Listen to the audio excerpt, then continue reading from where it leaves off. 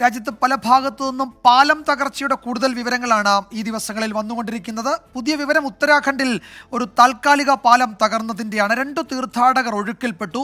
40ഓളം തീർത്ഥാടകർ കുടുങ്ങിക്കിടക്കുന്നുവെന്നാണ് വിവരം. മേഖലയിൽ രക്ഷാപ്രവർത്തനം തുടരുകയാണ്.